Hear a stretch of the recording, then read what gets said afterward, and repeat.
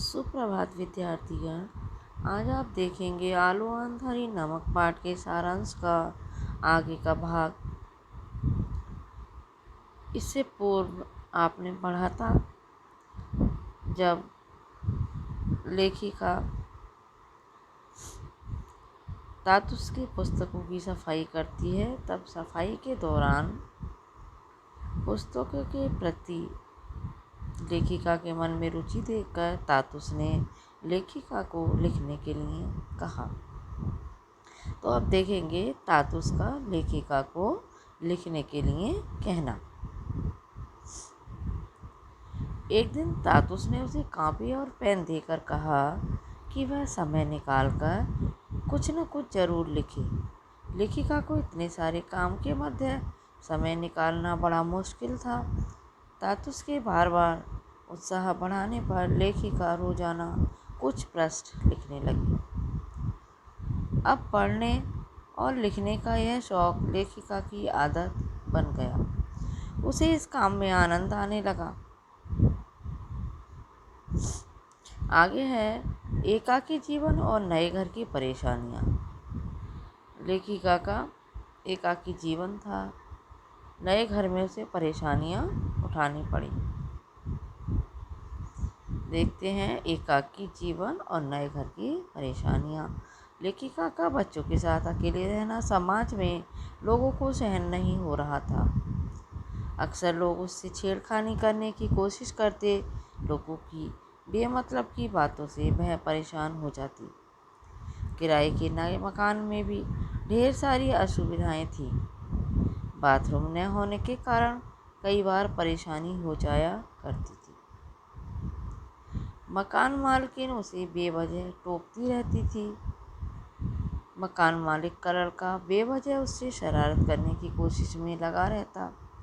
इन सब बातों के कारण लेखिका फिर से नया घर तलाशने के बारे में सोचने लगी। लेखिका ने खुले आसमान के नीचे रात गुजारी। लेखिका ने खुले आसमान के नीचे रात गुजारी। अब पढ़ेंगे कि खुले आसमान के नीचे उसने रात क्यों गुजारी।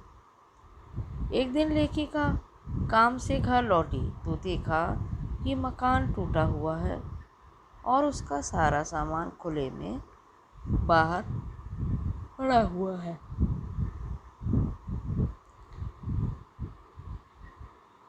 लेखिका रोने लगी। बच्चे भी रोने लगे।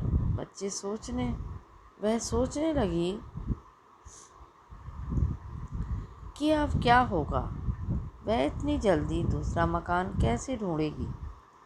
दूसरे घरों के लोग अपना सामान इकट्ठा कर नया घर तलाशने चले गए थे, मगर बच्चों के साथ सारी रात खुले आसमान के नीचे बैठी रही। उसे दुख इस बात का था कि उसके साथ कोई मर्द नहीं है।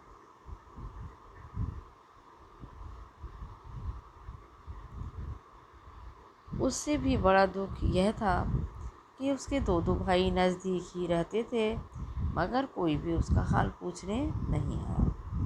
एक बार फिर पढ़ेंगे इसको। लेखिका ने खुले आसमान के नीचे रात गुजारी। एक दिन लेखिका काम से घर लौटी तो देखा कि मकान टूटा हुआ है और उसका सारा सामान खुले में बाहर पड़ा हुआ है। लेखिका रोने लगी। बच्चे भी रोने लगे। वह सोचने लगी कि अब क्या होगा। वह इतनी जल्दी दूसरा मकान कैसे ढूंढेगी।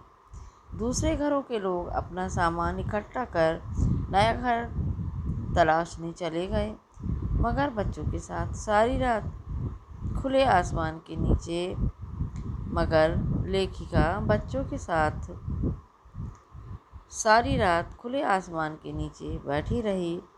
उसे दुख इस बात का था कि उसके साथ कोई मर्द नहीं है।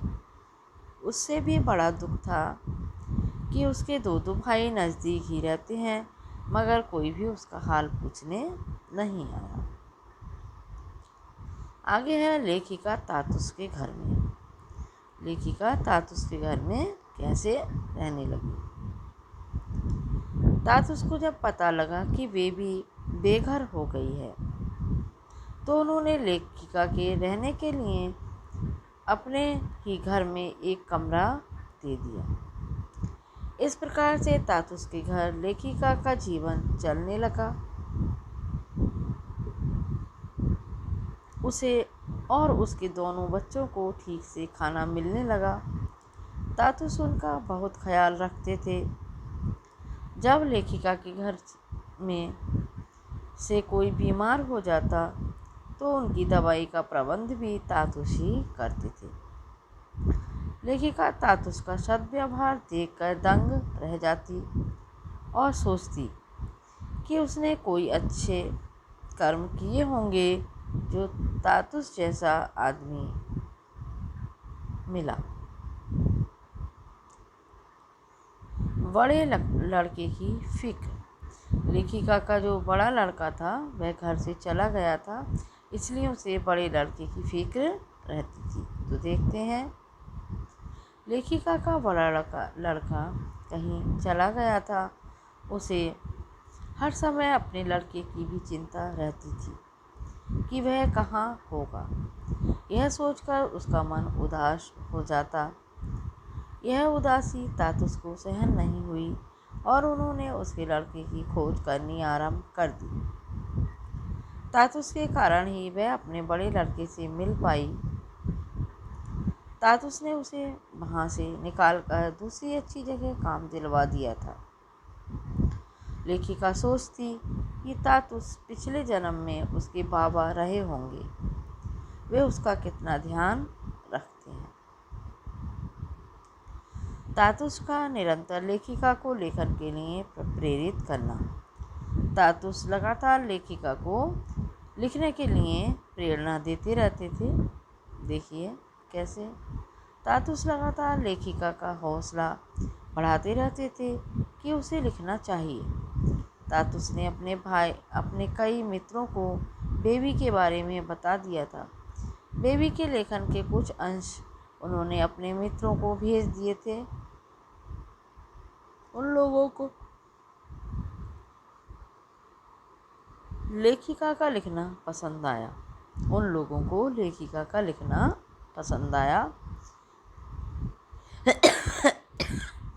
वे भी लेखिका का उत्साह बढ़ाते और निरंतर उन्हें पत्र लिखते।